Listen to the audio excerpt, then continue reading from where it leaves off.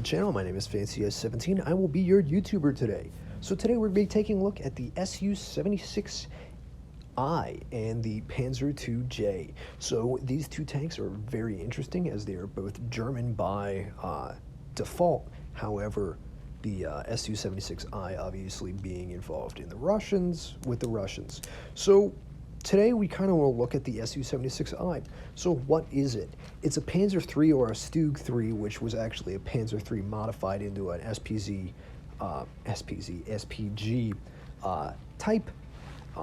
It was a hull-mounted 76.2 millimeter or a 3-inch S1 anti-tank gun mounted in the hull of a Panzer III, creating a turretless self-propelled gun.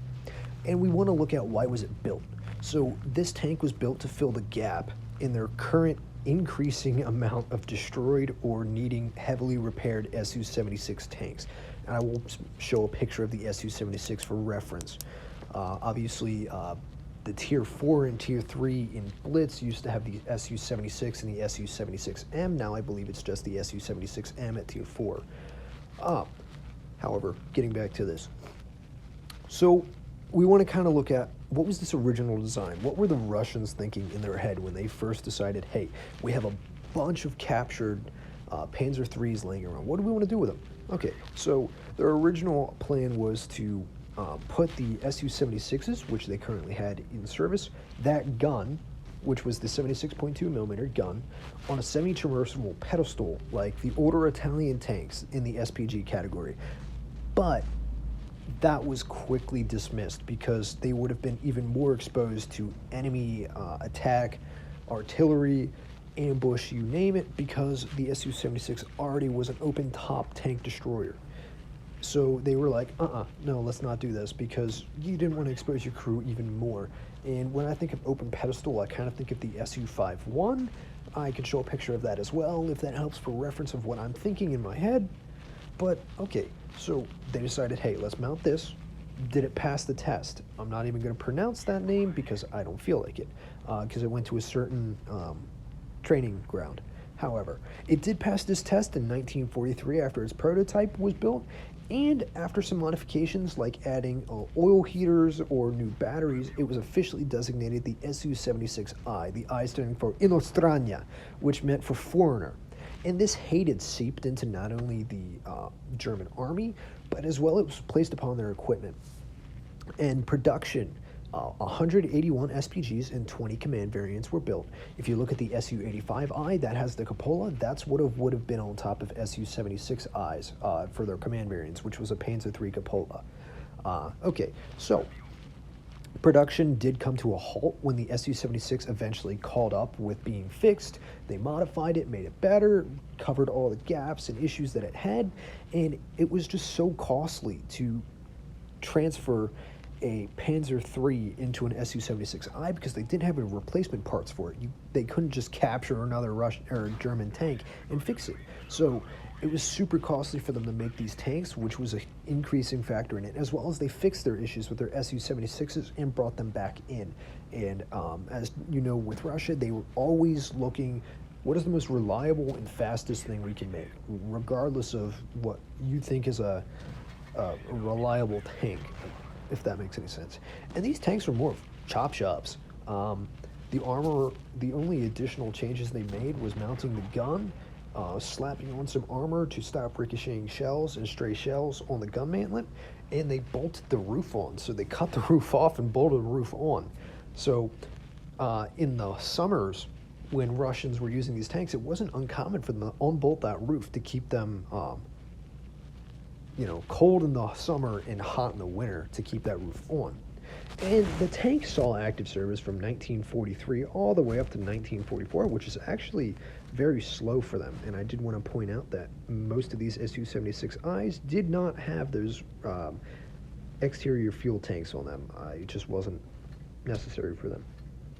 And they were retired to the Soviet training grounds, having earned the respect and reliability of the Red Army.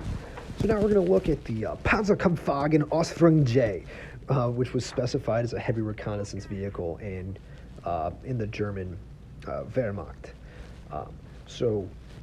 Compared to its class brethren of light tanks, it was far from light. Straying away from the norm of light tanks, this vehicle was very slow and very well protected. To the Panzer II, the only similarity that it bore was literally just carrying the Panzer II name. It was designed as a recon vehicle, like I said, and it lacked proper offensive weapon to handle major issues such as assaults. It could defend itself armor-wise, but it lacked any form of real offensive capability when it came to attacking. Beginning its life as the Volketten fully tracked 16-ton prototype, which if you break that, well, that's the broken down version of it, but you would know it more in-game as the VK1601. Volketten meaning fully tracked. So that's what you kind of can think of when you see VK. VK is Volketten, which essentially stands for fully chained if you translate it from Google Translate. But I'm not going to do that to you. Its prototype was approved in 1940, and the contract was supplied to the MAN Corporation, or whoever they are. I didn't feel like making a super freaking long video that everyone would be bored by, because the average watch time for my videos are very low, and it kind of upsets me. However, while it did not go into serial production, which means it didn't enter mass production, it was still a very, very tough nut to crack, as it sported 80 millimeters of frontal armor and 50 millimeters of side armor, with similar values on the turret. And it led to German crews and its Russian enemies naming it the Baby Tiger. But these claws and teeth that this Baby Tiger had were very dull in comparison to the Tiger that everyone spoke of, as it still carried that Rheinmetall 2cm KWK autocannon that was standard on all Panzer IIs at the time. With only a crew of 3, the driver sat at the leftmost forward front of the tank with the radio operator right next to them. The commander sat alone in the turret and operated the autocannon, with each position holding a direct viewport in the direction facing forward that was armored.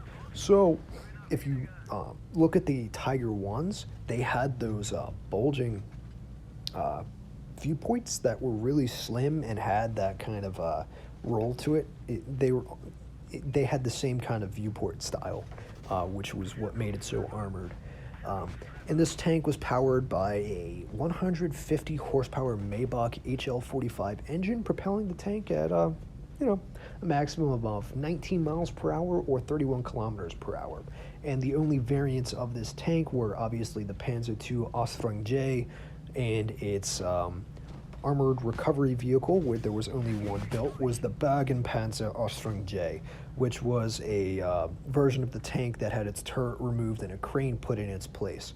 And that was meant to help recover vehicles back to a place where they can be repaired. Obviously, these tanks are very interesting, as they were both German by design. However, the Su-76I is a prime example of how desperate people can be when they're in war. Taking things from the enemy and making it into something usable, it's not uncommon for that to happen. And I just kind of wanted to bring that up.